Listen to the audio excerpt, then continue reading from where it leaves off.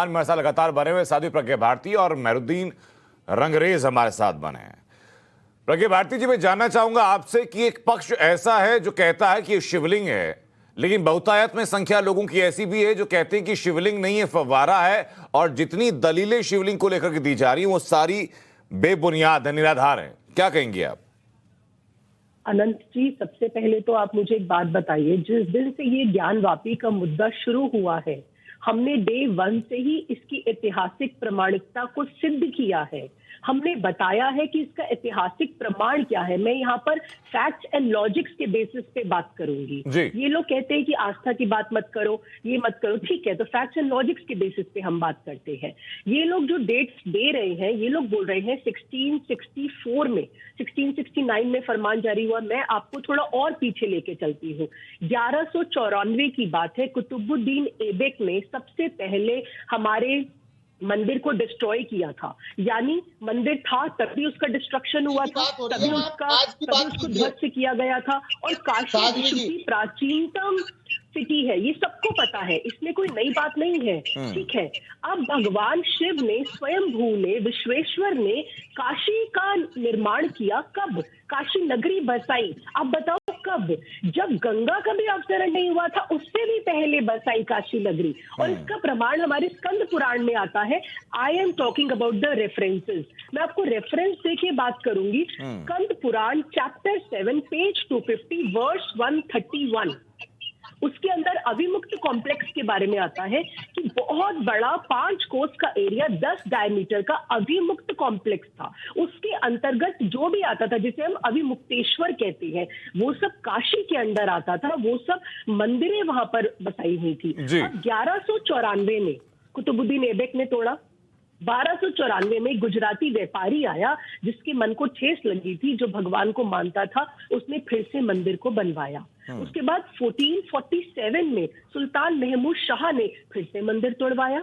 उसके बाद 1585 में राजा तोडरमल ने, जो कि हम जानते हैं कि अकबर के ही नवरत्नों में से थे, उन्होंने मंदिर बसाया। फिर 1664 में वहां पर औरंगजेब इतना नृशंस था, क्रूर था, ही वाज क्रूअल। ये हम सबको पता है कि औरंगजेब ने क्या किया है भारतीय इतिहास के साथ।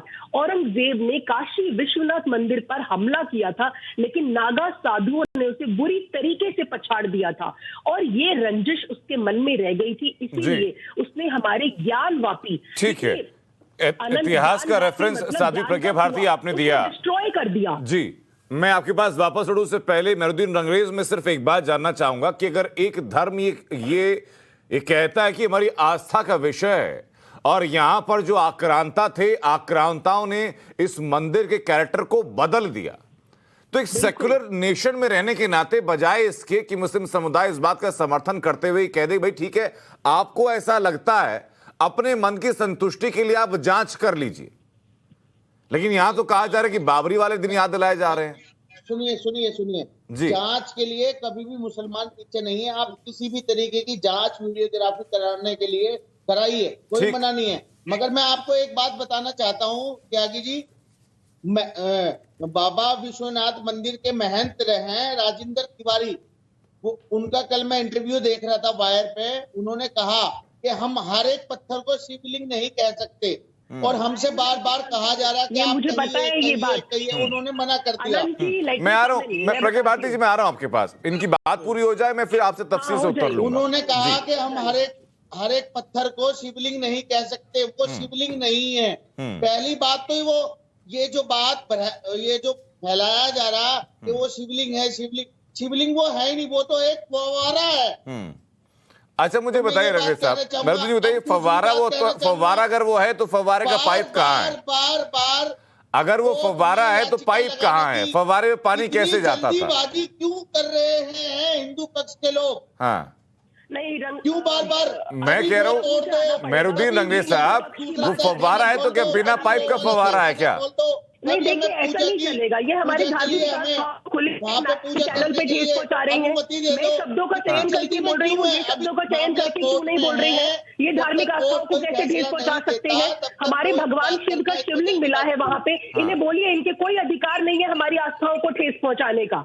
जब मैं अपने शब्दों और का ये चयन देश इस जो से है, कर सकती हूँ संविधान रंगरेज से साहब, चलेगा, आप भी अपने ना शब्दों कि का ये चयन कर देश सकते हैं। आस्था से शब्द चलेगा। संभाल के इस बोलिए। देश में कानून ऐसे हमारे है, हिंदू देवी कानून एक सेकंड। अपमान अब और नहीं मेहरुद्दीन जी, चलेगा। आपने अपनी बात बोली सर, अब मैं साध्वी प्रज्ञा भारती के पास जा रहा हूं।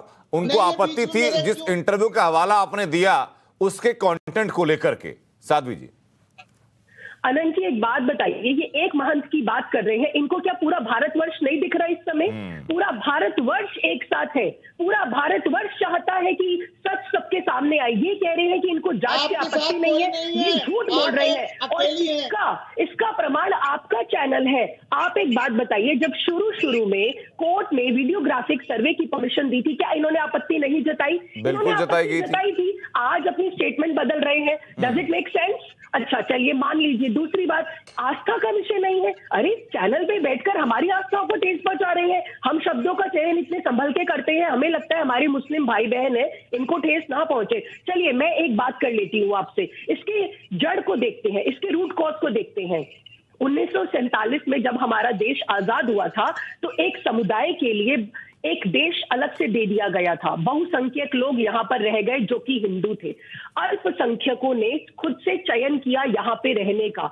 अब क्या उनका ये दायित्व नहीं बनता कि जो बहुसंख्यक लोग हैं उनकी आस्था में सहयोग दे? ये दायित्व नहीं बनता? और मुझे दूसरी बात एक और बता दीजिए, हम हिंदू मुस्लिम भाईचारे, सौहार्द और प्रेम की बात करते हैं, क्या इनका दायित्व नहीं बनता कि वहां पर शिवलिंग मिला है तो इनको बड़ा दिल दिखाना चाहिए और इनको बोलना चाहिए रंगरेज साहब? मैं आपसे कहना चाहूंगी, आपको तो ये बोलना चाहिए कि लो बहन, ये मंदिर हम तुम्हें देते हैं, लो ये मंदिर तुम्हारा। ये एक ऐसी मिसाल कायम कर दीजिए आप पूरे विश्व में, ऐसी मिसाल कायम कर दीजिए कि पूरा विश्व आश्चर्यचकित रह जाए कि भारत के मुसलमान अलग है। ठीक है, ऐसी मिसाल कायम कर मैं दीजिए दोनों तर्क जानने के लिए दोनों के पास में लौट रहे हैं। उससे पहले कुछ तहखाने की हम तस्वीर दिखा देते हैं कि ज्ञानवापी मस्जिद के अंदर एक तहखाना ऐसा भी जिसके भीतर कई राज मौजूद हैं। वो राज जिनके बेपर्दा होने पर कई और रहस्य सामने आएंगे और जो संभवतः जो दावा किया जा रहा है कि हिंदू पक्ष दावों को मजबूत करेंगे, लेकिन मुस्लिम पक्ष ऐसा कतई नहीं मानता और कतई नहीं चाहता कि वो तहखाना खोले। आखिर उस तहखाने के पीछे क्या है, उसके पीछे कौन सा सच है, इस रिपोर्ट के जरिए आपको दिखाते हैं, फिर वापस लौट रहे हैं चर्चा पर।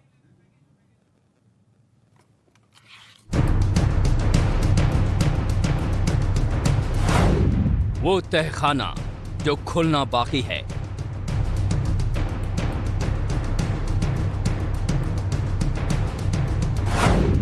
एक तहखाना खुला, अब दूसरे की बारी।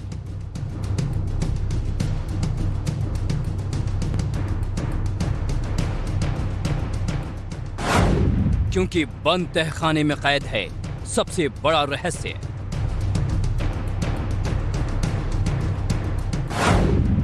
तहखाना खुलेगा, शिव साक्षात दर्शन देंगे।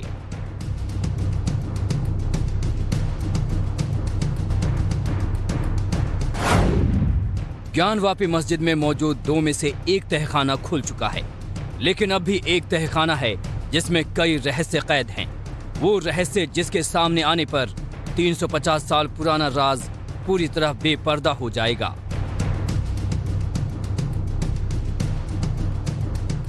वो तहखाना जिसके खुलने पर शिवलिंग को फव्वारा बताने वाले मुस्लिम पक्ष के दावों का सच अंदर से बाहर आएगा। हिंदू पक्ष का दावा है कि नंदी जी के सामने मस्जिद के पूर्वी हिस्से में एक तहखाना है। तहखाना एक दीवार के पीछे है, बस वही दीवार सत्य और असत्य के बीच बाकी बची दूरी है। टाइम्स नाउ भारत के खास शो पाठशाला में हमारे कंसल्टिंग एडिटर सुशांत सिन्हा से बातचीत में हिंदू पक्ष के वकील विष्णु जैन ने उसी तहखाने के अंधेरे पर सच की रोशनी डाली। कौन सा दरवाजा और तहखाना है और वहां से क्या मिल सकता है? ये वजू खाना जो आप दिखा रहे हैं, इसी के नीचे लेफ्ट साइड पे एक सीढ़ी जा रही है जो मस्जिद की ईस्टर्न साइड है, और वहाँ पे इन्होंने कुछ टेम्पररी टॉयलेट्स बना रखे हैं। तो सफाई कर्मचारियों से उस एरिया को साफ कराया गया और वहाँ पे काफ़ी हद तक कुछ मलबा है और एक दीवार है जिसके पीछे एक गेट है। तो हमारी वही रिक्वेस्ट है कि उसको खोला जाए कि हम ताकि इस वजू खाने के नीचे जा सकें। हिंदू पक्षकार रेखा पाठक, मंजू व्यास और सीता साहू ने भी तहखाने के उत्तरी दीवार को हटाकर सर्वे की मांग की है। हालांकि मुस्लिम पक्ष इस मांग को बेबुनियाद बता रहा है। इसमें ये कहा गया है कि जो मस्जिद का जो पूर्वी दीवार है उसे हटाया जाए और जो मलबा है निकालने के लिए हमें परमिशन दी जाए। इसमें आप लोग की ओर से क्या आपत्ति है? हमारे तो हमको पढ़ा जाएगा, हमको ऑब्जेक्शन दीजिए। और हमारी ये है कि इन सब चीज़ों पर सारे डिसाइड कल हो चुके हैं। आप एक बार नहीं 3 बार फोटोग्राफी सब कुछ आपने ले लिया है, कुछ बाकी नहीं है। फिर आप उसी चीज़ को दोबारा जाएंगे, 3 बार जाएंगे, आप 2 बार कर चुके हैं। आप वजू खाने पर जिस तरीके से वजू खाने को लेकर उसके खिलाफ भी सरकारी वकील कोर्ट में गए थे, उन्होंने कहा कि जो सील की कार्रवाई की उसे हटाया जाए। लो कमेंट, उस पर क्या कहेंगे? लो कमेंट। मुस्लिम पक्ष अड़ा हुआ है कि दीवार नहीं तोड़ने देगा। अब देखना यह है कि अदालत का फैसला किसके पक्ष में आता है।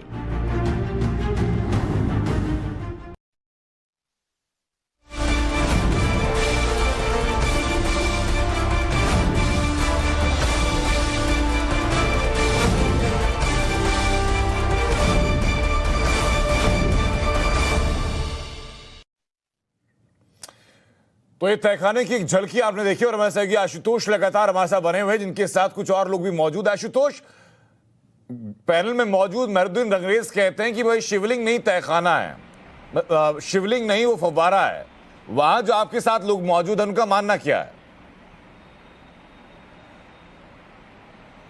देखिए, ये हमारे साथ जो मौजूद लोग हैं वो एक बेहद खास लोग हैं, जिनका ये मानना है कि वहाँ पर जो अगर शिवलिंग है तो मुस्लिम भाइयों को बड़ा दिल दिखाना चाहिए और इस मस्जिद को हिंदुओं को सौंप देना चाहिए। हमारे साथ मुस्लिम महिला फाउंडेशन की जो राष्ट्रीय सदर हैं नाजनीन अंसारी वो हैं और नजमा परवीन हैं, और इन्हीं से हम जानने की कोशिश करते हैं कि इन्होंने किस तरीके से मुस्लिम समाज के लिए खास तौर से अपील की है। ये बताइए कि क्या लगता है, शिवलिंग है या फिर फवारा है, और इन सब के बीच में आप लोगों ने क्या अपील की है? देखिए, वहाँ पर जो दिखाई दे रहा है वो साफ साफ दिखाई दे रहा है कि वहाँ पर शिवलिंग है, और मेरी मुस्लिम समाज से यही अपील है कि वो अपनी संकीर्ण संकुचित विचारधारा से निकले, क्योंकि मस्जिद जैसा कोई चीज़ है ही नहीं। कि पहली बात तो नाम से ही वाकिफ़ हो जाना चाहिए कि वहाँ पर मस्जिद हो ही नहीं सकती, क्योंकि नाम लोग अपने नाम, अपने बच्चों के नाम, अपने घर वालों के नाम लोग अरबी में रखना पसंद करते हैं, उर्दू में रखना पसंद करते हैं, तो मस्जिद का नाम ज्ञानवापी कैसे रख सकते हैं? तो इसलिए मस्जिद जैसी कोई चीज़ हो ही नहीं सकती वहाँ पर, और लोगों को अपनी संकीर्ण संकुचित विचारधारा से निकल करके बड़ा दिल दिखा करके उनकी संपत्ति, हिंदुओं की संपत्ति हिंदुओं को सौंप देनी चाहिए, क्योंकि विवादित जगह पर, फसाद वाली जगह पर नमाज नहीं पढ़ी जा सकती। इतनी बड़े बनारस शहर में सिर्फ एक जगह के लिए कहा जा रहा है, वो भी जो उनकी है, हक हलाल की चीज़ है, और कोई आपके साथ जबरदस्ती नहीं कहा जा रहा है कि आपकी सारी संपत्ति नहीं मांगी जा रही है। आप तो अपने भाई आपका अगर कब्जा कर लेता है तो आप उससे झगड़ा करते हैं, मुकदमा लड़ते हैं, जीवन पर्यंत। आपको लगता है कि आपको लगता है कि कुछ लोगों ने कब्जा किया था हिंदुओं की जो संपत्ति है? जी बिल्कुल कब्जा किया हुआ था, क्योंकि इतिहास में वर्णित है और साफ साफ अब दिखाई दे रहा है कि वहाँ पर कब्जा किया हुआ। इतनी बड़ी विश्वनाथ कॉरिडोर में एक छोटी सी जगह पर मस्जिद जहाँ पर नमाज पढ़ी जा रही है, तो वो क्या आपको लगता है कि वहाँ पर मस्जिद जैसी कोई चीज़ हो सकती है या वहाँ पर इस तरह का कोई ढांचा हो सकता है? बिल्कुल आनंद, देखिए इन लोगों की जो अपील है बहुत मायने रखती है, क्योंकि हम देख रहे हैं कि लगातार हिंदू पक्ष के दावे के विपरीत मुस्लिम समाज लगातार मुखर होता जा रहा है। ओवैसी जैसे जो लीडर हैं वो लगातार जो हिंदुओं के दावे को खारिज करते रहते हैं। हमारे साथ नजमा भी हैं। नजमा, ये बताइए कि ओवैसी जैसे जो लोग हैं वो लगातार हिंदुओं के दावे को खारिज करते रहे, ऐसे में जो दूरी है, खाई है, वो बढ़ती जा रही है। आज इसे पाटने के लिए कैसे आप लोग अपील कर रहे हैं, कैसे लोगों को समझाने की कोशिश कर रहे हैं? देखिए, ओवैसी जैसे लोग नफरत फैलाने की राजनीति कर रहे हैं, वो सिर्फ अपने वोट बैंक की राजनीति कर रहे हैं। ऐसे में जनता से और मुस्लिम समाज के लोगों से मेरी यही अपील है, जो जिसका हक है उसे वापस कर देना चाहिए। और इतिहास गवाह है कि 1669 में औरंगजेब ने मंदिर तोड़कर मस्जिद की तामीर करवाई, सिर्फ और सिर्फ मुस्लिम भाइयों को खुश करने के लिए। तो जब हमको इतिहास पता है और सच्चाई पता है, तो हम अपनी जिद थाम करके क्यों बैठे हुए हैं? और जहाँ पर बनारस में गंगा जमनी तहजीब की बात की जाती है, एकता की, भाईचारे की बात की जाती है, तो ऐसे में मुसलमान भाइयों को अपना दिल बड़ा करके उनकी चीज़ उनको वापस कर देनी चाहिए, क्योंकि इस्लाम में कहा गया है कि अमानत में खयानत करना सबसे बड़ा गुनाह है। तो इस गुनाह को वो क्यों कर रहे हैं? मेरे तो यही नहीं समझ में आ रहा है, क्योंकि 3 ही मुद्दे ज़्यादा थे, एक अयोध्या का था और एक काशी विश्वनाथ का है और एक श्री कृष्ण जन्मभूमि का है। तो ये जो विवाद है इसको हमेशा के लिए ख़त्म कर देना चाहिए और मुसलमान अपनी तरक्की के लिए सोचे, ना कि इन सब फिजूल बातों में उलझ करके अपने कौम को पीछे ढकेले। क्योंकि यहाँ पर भी 2 तरीके के मुसलमान सामने आए हैं, एक वहाबी मुसलमान और एक सुन्नी मुसलमान। वहाबी मुसलमान जो कि सुन्नी मुसलमान को बदनाम कर रहे हैं। वहाबी मुसलमान की सोच क्या है कि अगर वो किसी भी धार्मिक जगह पे जाते हैं, धार्मिक स्थलों पे जाते हैं, मंदिर में या किसी और भी धार्मिक जगह पे, तो वो उनके दिमाग में ये रहता है कि वो उस चीज़ को कब्जा कर लें। लेकिन वहीं सुन्नी मुसलमान अगर किसी मंदिर में, गुरुद्वारे में या किसी भी धार्मिक स्थल पे जाता है, वो सोचता है कि एकता और पैगाम और भाईचारे की मिसाल कायम करें और मोहम्मद साहब की जो सीख थी एकता, भाईचारे और विश्वास की, वो उसको कायम करें। तो ऐसे में मुसलमानों को हिंदू भाइयों का पक्ष लेना चाहिए और वहाँ जो उनकी ज़मीन है उनको उनका हक लेकिन कुछ लोग तो ये कह रहे थे कि हम गर्दन कट जाएगी लेकिन हम मस्जिद के अंदर दाखिल नहीं होने देंगे। उन्होंने एड़ी से चोटी तक का जोर लगा दिया है। हमने देखा कि दिल्ली से लेकर सुप्रीम कोर्ट तक अदालती लड़ाई चल रही है, बावजूद इसके एक पर एक जो दलील है वो दी जा रही है कि आशुतोष, आप इन लोगों से आगे बात करें उससे पहले मैं इसी पर एक टिप्पणी मेहरुद्दीन रंगरेज साहब की चाहूंगा जो हमारे साथ पैनल में जुड़े हुए हैं, और अगर आप ईयरफोन नजमा जी को दे पाए ताकि मेहरुद्दीन और नजमा दोनों आपस में सीधी दोनों लोग आपस में बात कर सके इसी मुद्दे को लेकर के। मेहरुद्दीन साहब, नजमा जी ने क्या कहा ये सुना आपने? कोशिश करता हूं अनंत, एक मिनट। जी। तो एक वर्ग ये भी है जो खुले दिल से इस बात का स्वागत करता है कि भाई अगर हिंदू आस्था वहां पर जुड़ी हुई है तो आपको बीच में अड़ंगा नहीं लगाना चाहिए। नहीं, ये देश, मैंने अभी थोड़ी देर पहले भी आपके चैनल पे कहा था कि ये देश संविधान से चलेगा, ना कि आस्था से चलेगा। हाँ। लोग इसे आस्था से चलाना चाहते हैं, देश को, संविधान को खत्म कर देना चाहते हैं। मगर जब 91 का कानून इस देश में बन गया, हाँ। तो 91 के कानून के तहत काम होना चाहिए इस देश में। हाँ। कोई भी, अच्छा, मतलब सीए का जब कानून बनता है तो मेहरुद्दीन साहब को जल्दीबाजी करना वो ठीक नहीं लगता। जब मुस्लिम महिलाओं को सशक्त करने के लिए जब 3 तलाक का कानून बनता है तो आपको वो नागवार गुजरता है। साउंड बढ़ा दीजिए। हाँ। अच्छा मेहरुद्दीन साहब, मैं काम करता हूं सर। नजमा प्रवीण हमारे साथ लगातार बनी है और वो आपको इस वक्त सीधा सुन सकती हैं। आप उनको सीधा बताएं कि जो नजमा ने कहा है अभी तक, आप उससे सहमत हैं कि असहमत हैं? मैं उनकी किसी भी बात से सहमत नहीं हूं, क्योंकि उनकी अपनी एक विचार हो सकते हैं, वो हाँ। सबके विचार नहीं हो सकते। हाँ, क्यों सहमत नहीं है? वो भाईचारे का संदेश दे रही हैं, वो सेक्युलरिज्म की बात कर रही हैं, वो धर्म निरपेक्षता, पंथ निरपेक्षता की बात कर रही हैं और आप सहमत नहीं हैं। ये सब चीज हम भी कह रहे हैं। हाँ। मगर उनकी बात से मैं सहमत नहीं हूँ। हाँ। ये सब चीजें कहाँ कह रहे हैं? हाँ। बताइए कहाँ कह रहे हैं? हाँ। उन्होंने तो कहा कि बड़ा दिल रखिए, हमें रखना चाहिए, हम दे देते हैं। ये कहाँ कह रहे हैं? पूछिए। हाँ। ठीक है, मैं चाहूंगा पहले नजमा ही जवाब दें। नजमा, मेहरुद्दीन रंगरेज हमारे साथ हैं, इस्लामिक स्कॉलर हैं और वो आपकी हर बात को सिरे से खारिज करते हैं। क्या आपके पास कोई तर्क ऐसा है जो आप उनको बता सकें अपनी बात को साबित करने के लिए? देखिए, उनके मेरी बात को खारिज करने और ना करने का कोई मतलब नहीं बनता, क्योंकि हमको उनको आइडेंटिफाई नहीं करना कि या अपने आप को प्रूफ करना है, क्योंकि इतिहास गवाह है और वो इतिहास पढ़ करके पहले आए। लगता है उनको इतिहास के बारे में सही जानकारी नहीं है, इस वजह से वो भ्रम फैलाने की कोशिश कर रहे हैं। और पहले वो पढ़ कर के आए तब चैनल पे बैठ कर के बात करें, क्योंकि गुमराही के रास्ते पे चलना बहुत आसान होता है, सच का सामना करना बहुत मुश्किल होता है। और हम यहाँ के सारे मुसलमान सच को जानते हैं और इतनी तो कुव्वत मुसलमानों में होनी चाहिए कि सच क्या है और झूठ क्या है उसका सामना करना चाहिए। क्योंकि अगर हम सच्चाई के रास्ते पे चलेंगे तो हमारा वजूद भी बना रहेगा और हमारी अहमियत भी कायम रहेगी। और ऐसे में जब हम भाईचारे की बात करते हैं तो हमको एक दूसरे के धर्मों का सम्मान करना पड़ेगा और बिना सम्मान किए हम आगे नहीं बढ़ सकते। तो जो जिसका हक है उसको उसका हक मिलना चाहिए। और हम सब जानते हैं कि जब औरंगजेब ने आक्रमण किया तो उन्होंने हजारों हजार मंदिरों को तोड़ करके वहाँ मस्जिद की तामीर करवाई, ये सब जानते हैं। और ऐसे में आप अगर से सारी सच्चाई को खारिज करना चाहते हैं तो उसमें वो आपकी कमी है, इसमें हमारी कोई कमी नहीं है। मेहरुद्दीन साहब, नहीं, अब इतिहास के पन्ने पहले साध्वी जी ने खोल दिए, फिर नजमा जी ने खोल दिए, लेकिन मेहरुद्दीन रंगरेज जी मानने को राजी नहीं है। मैं बताता हूँ त्यागी जी, ये जितने भी ये जो अपनी साक्षी जी बैठी है और ये जो हमारी बहन बैठी है, ये इनसे पूछिए ये क्या इतिहासकार है, इनके पास क्या प्रमाण है कि वहां पे मंदिर तोड़ा गया? सर, कक्षा 6 से लेकर के कक्षा 12 तक अगर इतिहास के पन्ने आप खंगालेंगे तो औरंगजेब के चरित्र का खूब वर्णन होता है। और उसके अलावा इतिहास की आप कोई भी 2-4 किताबें खोल लेंगे जो औरंगजेब काल के बारे में बताती हैं तो आपको पता चलेगा कि मंदिरों का डिमोलिशन करना उसकी प्रवृत्ति में शामिल था कि नहीं था। ये ज्ञानवापी मस्जिद की बात हो रही है और इतनी सदी में बैठे हैं। जवाब देना चाहती हूँ, इतनी पीछे जाने मैं आ रहा की हूँ प्रज्ञा जी आपके पास। नहीं है। ये देश अभी की बात करना चाहता है, सुनना चाहता है।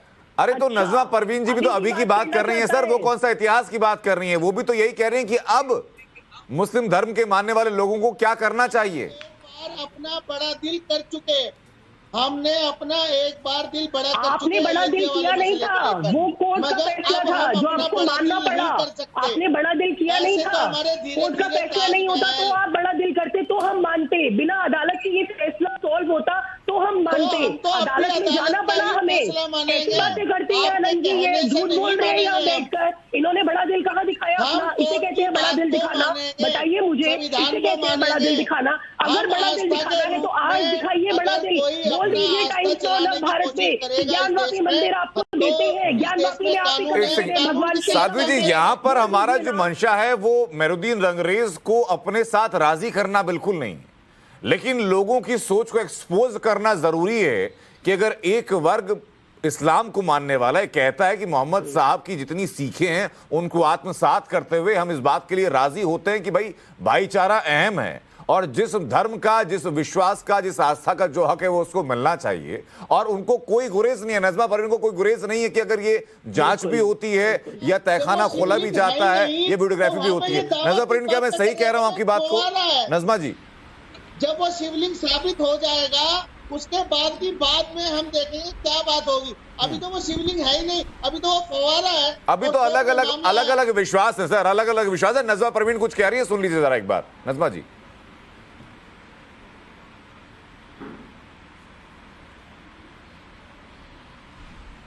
देखिए, औरंगजेब के समय का इतिहासकार साकी मुस्तईद खान ने मासीरे आलमगीरी में मंदिर तोड़ने के बारे में लिखा है और उन्होंने साफ साफ लिखा है कि वहाँ पर मुसलमान भाइयों को खुश करने के लिए मंदिर तोड़ करके मस्जिद का निर्माण कराया था। तो ऐसे में जब हमको इतिहास पता है तो हमें सच के साथ खड़े होना चाहिए, ना कि गलत के साथ। और हमको पता है कि औरंगजेब ने क्या गलती की, तो उनकी गलती को ना दोहराते हुए हम सारे मुसलमान भाइयों को इकट्ठा होकर के हिंदू भाइयों की आस्था का ध्यान रख करके उनको उनके हक की चीज़ वापस कर देनी चाहिए, क्योंकि अमानत में खयानत करना सबसे बड़ा गुनाह है इस्लाम में। और ये भी कहा गया इस्लाम में कि मस्जिद निर्माण के लिए आपको बैतुल की ज़मीन और बैतुल का आसमान होना चाहिए, यानी कि अपनी ज़मीन और अपना आसमान होना चाहिए, और आप जहाँ भी सजदा कर रहे हैं वहाँ पर कोई भी विवाद नहीं होना चाहिए। ऐसे में खुदा आपकी इबादत कबूल नहीं करता है। तो आप ज़रा बताइए, इतने साल से आप ये कहते हैं कि काफिरों के यहाँ जाना हराम है